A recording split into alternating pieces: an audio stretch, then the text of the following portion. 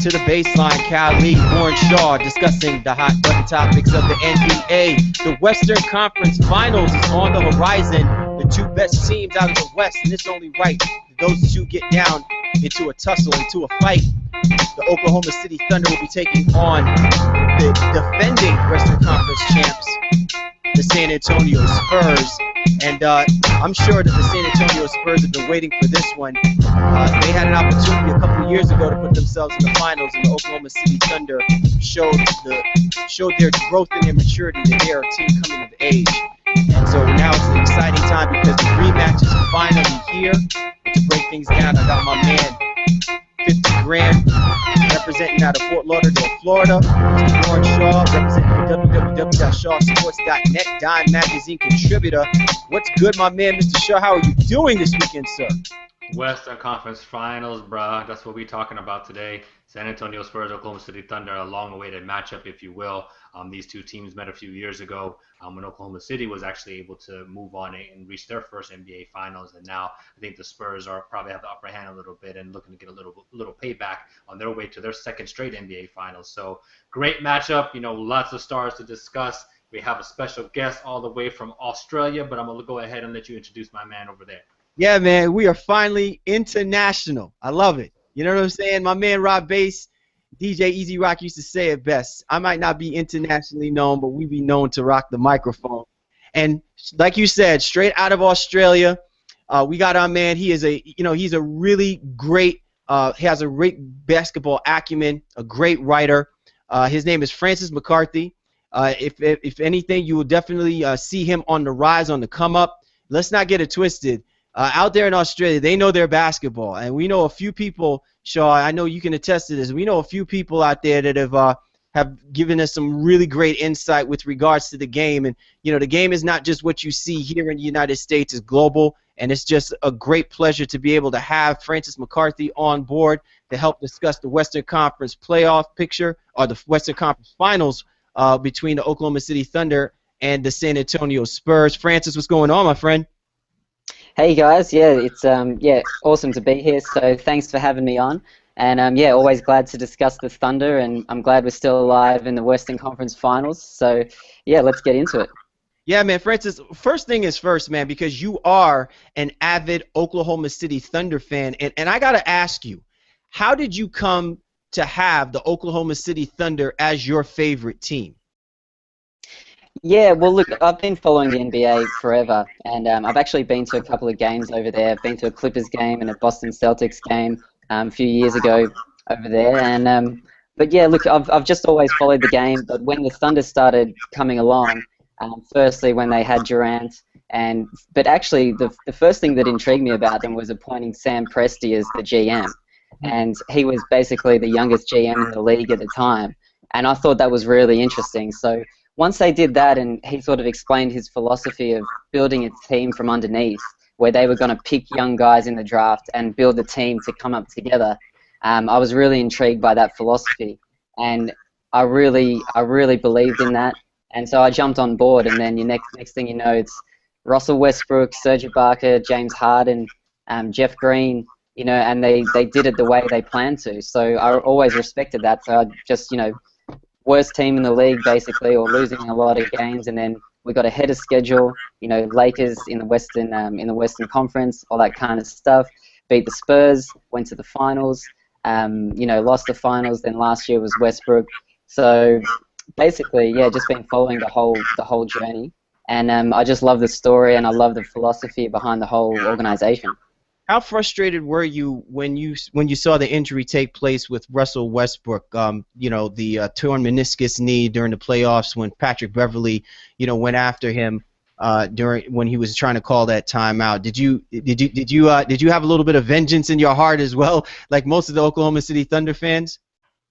Absolutely. I mean, it was devastating because Westbrook, you know, depending on who you ask, is a top 5, top 8 player in the league. And we couldn't win. We couldn't go on in that series without him. So it basically knocked us out. This absolutely random injury to a guy like Westbrook, who never missed a high school game, never missed a college game, and never missed an NBA game previously. So that was the most frustrating thing, is that it was something out of his control, and also by a player who at the time was pretty much a role player, just a dogged defender. So it's not like it was in some really important play with Westbrook going towards a basket or anything. It was just this really innocuous play. And also I thought that, other guys try and make that play, but the way he did it, I felt was a little bit reckless, and it was completely unnecessary, because it's clear to everyone that Russell was going for the timeout. And there's maybe a 1% chance that he's able to get that ball.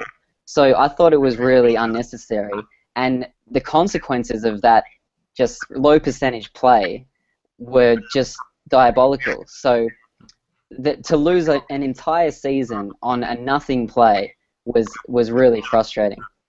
All right, well, smile, Francis, because the Oklahoma City Thunder have positioned themselves back into the Western Conference Finals to take on the San Antonio Spurs. And Shaw, listen, we saw this Oklahoma City Thunder team really go through the gamut. They played against a very difficult Memphis Grizzlies team. This is the same Memphis Grizzlies team that wound up in the Western Conference Finals at the expense of a hobbled Oklahoma City Thunder team last year. They had to go 7 games with them. Then they turn around and they played probably one of the more resilient teams this season in the Los Angeles Clippers, and impressively won games where a lot of people felt that they probably shouldn't have won.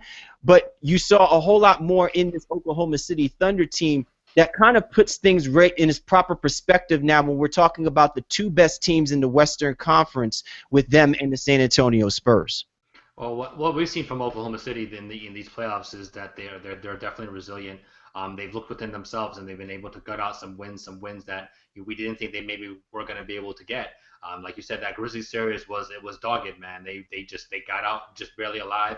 You can even say, I know my man Francis may not really like it, but Zebo being suspended in that 7th game, that was a huge thing. So we don't know how things would have played out had Zach Randolph been able to finish that series out. But nevertheless, man, they got through it. And then, playing the LA Clippers, and, in a crazy, wild series, where some people think some calls may have been gifted to OKC. Even if you believe that, the Thunder still need to go ahead and execute. So in that game 5 or whatever it was, Westbrook hit all three of those free throws to make sure that he gave his team the win. And I think more than anything else in these playoffs so far, that has been my biggest takeaway, is Westbrook is being Westbrook, as they say on Twitter, but they need him to be 26.6 points a game, 8.4 rebounds, and 8.4 assists and 8 rebounds is what he's averaging, nearly a triple-double in these 13 games that Oklahoma City have played in the playoffs. So you can't say that he's not important. You can't say that he's not the guy that Kevin Durant needs on his side for Oklahoma City to proceed. Francis, one of the things that's really impressed me about, and we bring up the conversation of Russell Westbrook, is, yeah, Russell Westbrook is being Russell Westbrook, but there's a different mentality to Russell Westbrook. Now, I don't know if it's because of the speech that Kevin Durant gave when he accepted the MVP award this season, which undoubtedly was his because of not just what he did during the second half of the season, but really through the whole season. He by far was playing at a peak level that I think everyone was hoping he'd be, and to finally dethrone LeBron James as being the MVP, to me, I think it was only fitting.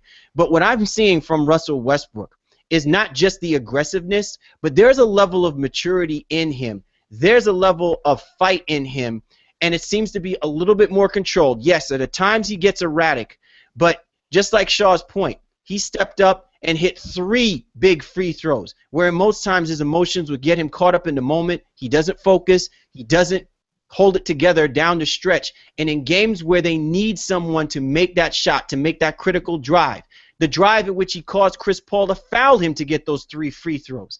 I mean, it was a questionable shot, but he did everything that was necessary to get the call made. What is it that has impressed you more than anything when you see Russell Westbrook through the course of this playoff run? Yeah, I think you hit it on his control, his composure, and his poise.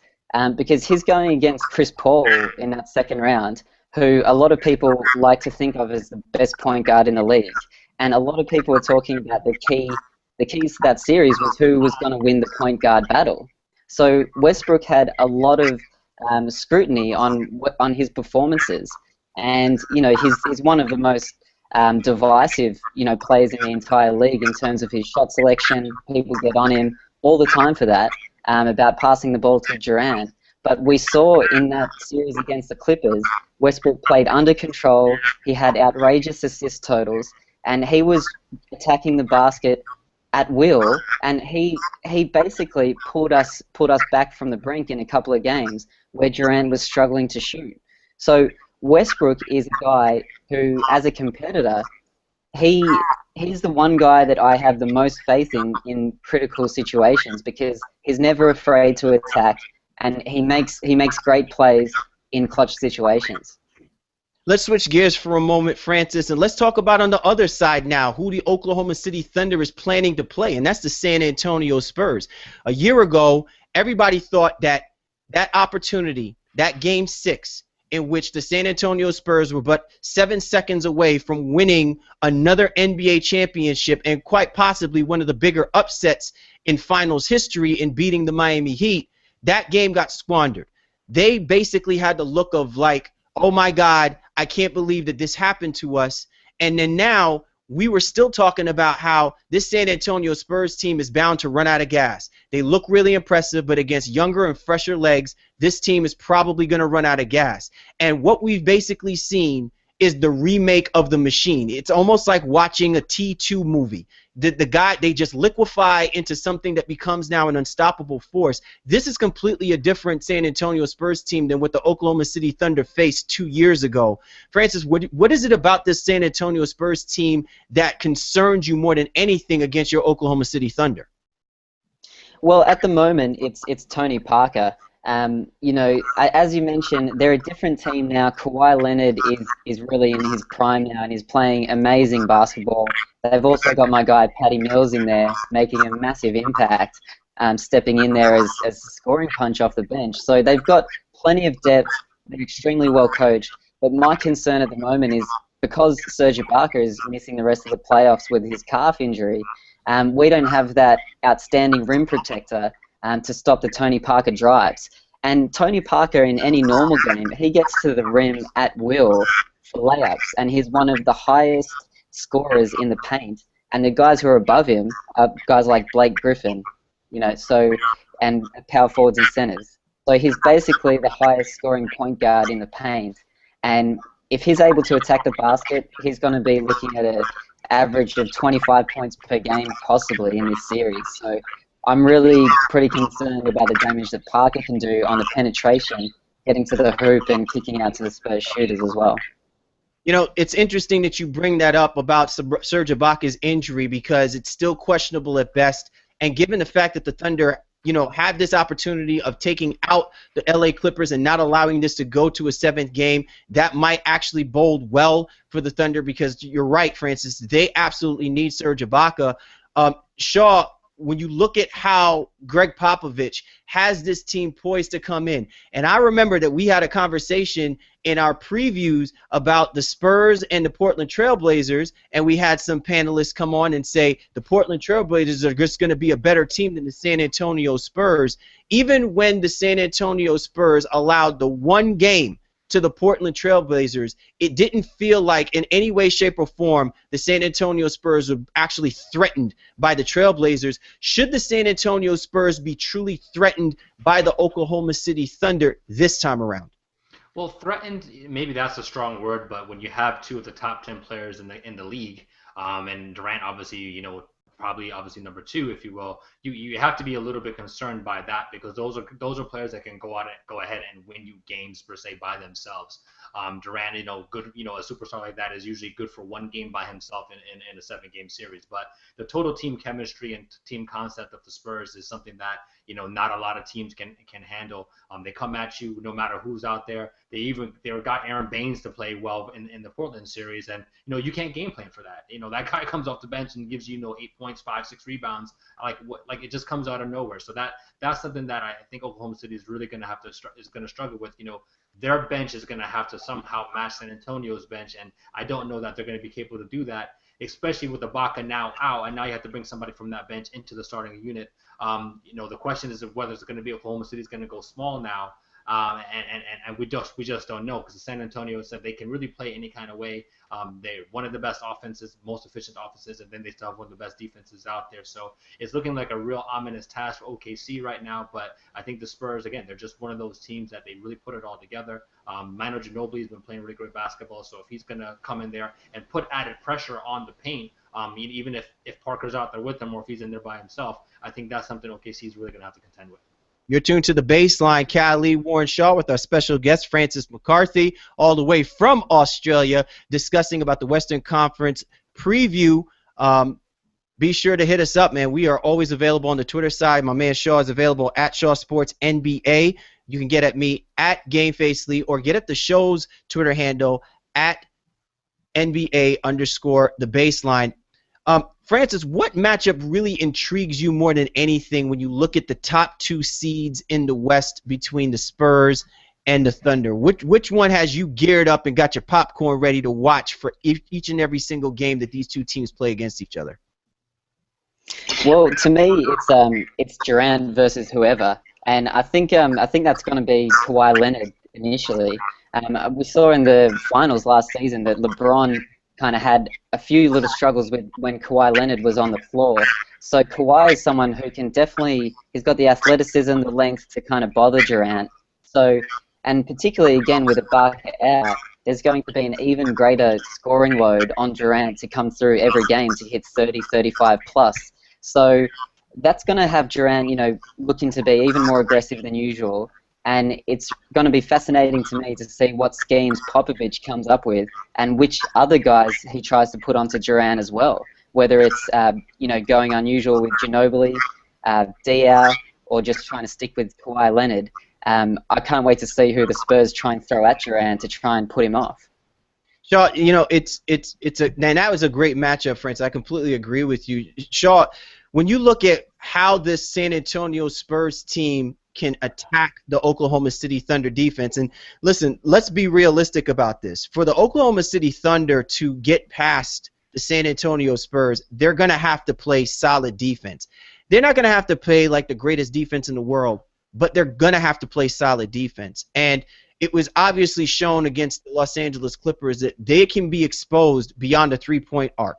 And when you look at how the San Antonio Spurs likes to shoot the basketball, and they are a dynamic perimeter shooting team, if you don't have a Serge Ibaka down low, do the Thunder force the Spurs to penetrate, to shoot the ball more, to keep them out of the paint area because they don't have a Serge Ibaka, or do they go small with someone like a Caron Butler, come out there and just stretch out the Spurs to force them to go down, to funnel them down into the paint and live or die with the Parker penetration that, obviously teams get burnt by in other situations? Well, I mean, just kind of like smart basketball for the most part is that you want to keep guys shooting, and keep them as far away from the paint as possible. So you don't want Parker and Ginobili and guys like that, coming in there just kind of unabated, if you will. Like this Serge Ibaka thing is really huge. Remember OKC beat the Spurs, I think, all 4 games this year. Ibaka averaged 4 blocks a game in the regular season. So to not have that, and again, 4 blocks isn't just 4 blocks. It's also just rim protection. It's also deterring shots and guys that would have been in the lane ordinarily. So this Ibaka thing is really, really debilitating for OKC. I think they probably are going to play a little bit smaller, and they're going to try to keep guys out on the perimeter. And they may even institute a little bit of zone, to try to kind of pack the paint so that guys like Parker and Ginobili aren't driving at will, if you will. Even Patty Mills, who likes to, shoot the 3, but also get his little mid-range jumper on as well. So I think OKC, I just don't know who that 4th starter is going to be right now. That 5th starter is going to be, there's, again, the Caron Butler talk. There's the talk of Reggie Jackson, then maybe moving Durant to 4. There is even talk of bringing Perry Jones out there. And obviously the most natural thing would be to start Nick Collison. So Scott Brooks has a lot of things to consider before Monday's first game. And again, we just don't know how they want to attack San Antonio. But your best bet would to try to keep them out of the paint. And if they beat you by the 3, then hey, you got to kind of tip your hat. But you can't have guys parading to the lane all series long.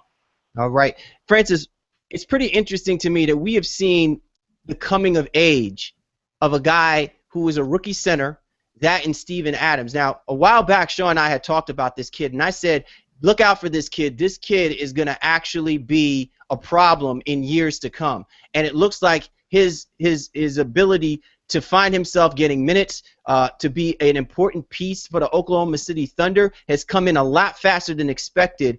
Do you expect Scott Brooks to actually make the move and put Steve Adams in as a starter, given the fact that Serge Ibaka now is going to be on the sidelines possibly for the first 2 games of this series because they need that athleticism, and clearly they're not getting that with the consistency from Kendrick Perkins? Yeah, I think firstly Adams has been a revelation, and I think particularly now, obviously with Ibaka out, Steven Adams has found money. You know, you've got a guy who's got the athleticism in there, who has already impacted games. He had 10 points, 11 rebounds in the closeout game against the Clippers when Ibaka went down. So Ibaka goes out in the third quarter, and Adams steps up to the plate. So now here's a guy who's 20 years old as a rookie who's going to play a pivotal role in this series. I don't think he's going to start because Brooks is very conservative with his starting lineup, so I can't see him taking Perkins out for chemistry reasons. So I think that he's going to run with Perkins as the starting center still, but I could definitely see Adams' minutes increase in this series with Ibaka out. All right, you're tuned to the Baseline. Cali, Warren Shaw with our special guest Francis McCarthy discussing the Western Conference Finals playoff. Be sure to check out my man Francis. He is available on the Twitter handle. Francis, how do people catch you on the Twitter side if they want to try and talk down about your Oklahoma City Thunder? You can always talk things to me on Twitter at FrancisOKC. Yeah, you'll see me live tweeting every game. I've got the hashtag Fisher Alert, and now I've got the hashtag Found Money for Steven Adams as well. I like that one. Hey, listen, make sure that you hit up Steve Adams on that because you know he's gonna have to patent that. That sounds like the nickname of the future for this guy. Yeah, well, I've came up with that one, and I think it's going to take off. So everyone, when Adams gets out there and draws a technical foul on Tim Duncan, I want the hashtag Found Money to be trending #1. That's nice. That's what we're talking about. All right, big picture, guys. Let's talk about who's going to take it all, man. We're talking about the 2 best teams in the Western Conference, the Oklahoma City Thunder, and we're talking about the San Antonio Spurs. And obviously everybody wanted to see this happen. They wanted to see this probably last year. But around this particular time frame, the 2 best teams deservedly should be playing for that opportunity to represent the Western Conference for an NBA title. Shaw, I'm going to start with you. What are we looking at here? We're looking at how many games and who's pressing forward. Well, I think we're going to see a very competitive series, and as I mentioned in the outset, when you have a team with Oklahoma City in mind here, with 2 of the top 10 players in the league for sure, you're gonna get everything that you can possibly handle. Westbrook is not going to back down. He is going to be relentless. It's going to be very interesting to see what cross matches are brought out there. Does Cephalosha guard Parker, or does Westbrook try to do that? Or they kind of do that by committee and switch up a little bit. I think Oklahoma City is going to be a very, very game opponent. But this loss of Ibaka is it's so huge. We just don't know what Brooks is going to do. I'm dying for him to tip his hand to find out who that other starter is going to be in place of Ibaka. So I got the San Antonio Spurs advancing in 6 games. If Ibaka was here, it would probably be a little bit different, and I might even hedge my bet a little towards OKC with the youth on their side and just the actual hunger that they have. But I think the Spurs are going to go ahead and take this in 6 games. All right, so you have the San Antonio Spurs 6 games moving on to represent the Western Conference. Francis, you are the guest. Unfortunately, I would have asked you to start it off first, but now that I got Shaw to basically give his pick, now you can spew venom, my friend. So, how do you see this playing out? Are you going to rest on your loyalties, or are you going to look at it just from a logical perspective and go with the Old Man River team? Hey, look, yeah, I think it's going to be an awesome series. You've got 2 teams with loads of talent on either side. The Spurs are going to be extremely well coached. They're going to be well drilled, and they're not going to be themselves. So I think with all the depth that they have, they've got some guys who can possibly bother Durant on that side. So the Spurs are going to be pretty tough to beat. But at the same time, as Shaw was sort of alluding to earlier, when you've got Kevin Durant, he's the type of guy who can win a game in a series by himself, as can Russell Westbrook. So sometimes there's just no answer for that kind of, explosion that those guys can go on and kind of take out a game. So I expect the Thunder to be really competitive. I think it's going to be really interesting to see what Brooks does to cover for Ibaka. I can see Collison's minutes increasing a lot because he's a veteran presence who does a lot of smart basketball plays out there, makes things happen. So I can see him covering in terms of defense and trying to get rebounds. And I also see Reggie Jackson stepping in and trying to fill the void scoring-wise. We also need Caron Butler to be hitting his threes and just making shots from anywhere he can take them to try and fill in that 12 to 15 points from Ibaka. So with all that said, prior to the Ibaka injury, I had the Thunder advancing and going to the finals, and I was fairly confident because of our recent record against the Spurs. But with Ibaka out and being, that gaping hole in the middle there for the Thunder, the Spurs have been incredibly impressive the entire season. They've got tremendous depth. They're really desperate and carrying a lot of pain over from last season's finals, which they probably should have won. So I think the Spurs probably are going to advance here, and I'm taking the Spurs in 7. Wow, that is a shocker. Shaw, did you hear that? Listen. This is a smart guy right here. He's not gonna just we're Boston Celtics fans, Francis, and we're not gonna just pick the Celtics just because. You know what I mean? We follow basketball. We follow basketball first. So when we're out here, we're doing these podcasts, we're doing these shows. We got to get the people the news, the information, and not just be picking with our hearts. So I salute you, my dude. I salute you with that pick. Thank you. Because I definitely right back at you. And let me make sure that I make this perfectly clear. We're talking about basketball. We're talking about the NBA Western Conference Finals. And I don't care what you tell me. You're not going to sit there and blindly just toss aside a team like the San Antonio Spurs because of a person's dedication and utter faith for the other team. That's just basically disrespecting not only just the other team, but that's just disrespecting the game itself. There's a reason why the San Antonio Spurs wound up with the best record in the NBA. And there's a reason why when everyone continued to doubt this team, they did what they had to do to put themselves in position again for the second year straight to even get to an NBA Finals chance. So one of the things that's really interesting when you look at this dynamic is what kind of San Antonio Spurs team is going to show up in this Western Conference Finals? Is it going to be the one 2 years ago where they looked so impressive in the first 2 games, completely ran out of gas and allowed the Thunder to run 4 straight off of them?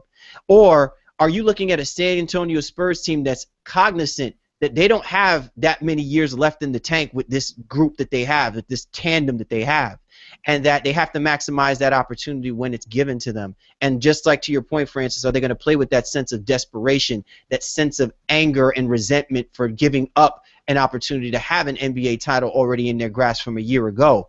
And sometimes teams that are walking into something like that is like walking into a buzzsaw, even with the greatness of a Kevin Durant and even with the greatness of a Russell Westbrook. With that being said, I look at this as being one of the most heavily contested matchups between the 4 teams. And when I look at how the San Antonio Spurs and the Oklahoma City Thunder team is structured, I think both of these teams are going to give each other a run for their money. And I think it's going to come down to 7 games. Ultimately, it comes down to who makes those critical shots, who makes the critical adjustments and changes through the course of this series.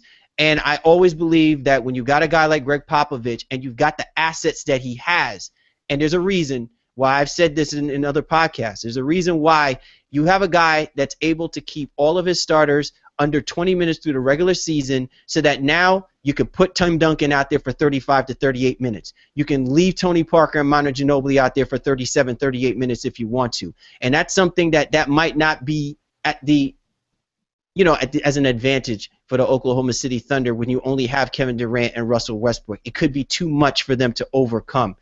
I'm picking the Spurs in 7, but I pick with certain hesitance because after the performance I saw from Kevin Durant, where he went 1 for 8 in the first half and then the next 11 for or 12 for like 18 the rest of the way. If the Spurs can't stop that, the Spurs can't beat the Thunder. And it's not that he hasn't done it before. He has done it. So this is why this is going to probably be one of the best Western Conference Finals matchups that we've seen in recent times. But I'm picking the Spurs to move, but it's going to take 7 games for them to do it. Francis, man, like I said, like Shaw's point, I'm absolutely shocked that you went away with the Spurs, but given your explanation, it definitely makes a whole lot of sense.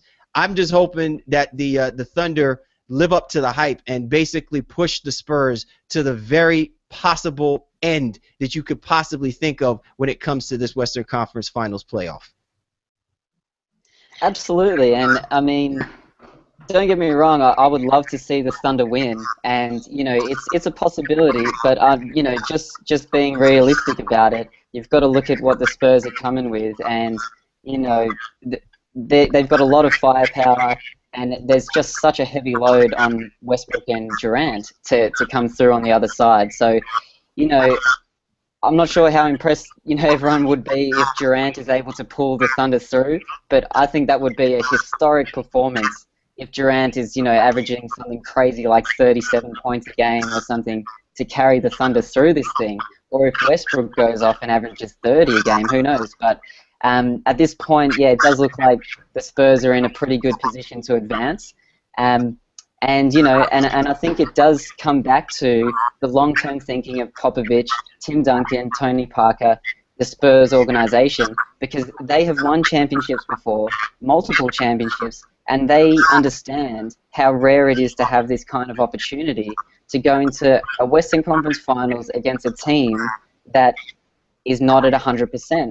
They will realize the opportunity that's in front of them, and that's what Popovich is going to be talking to them about.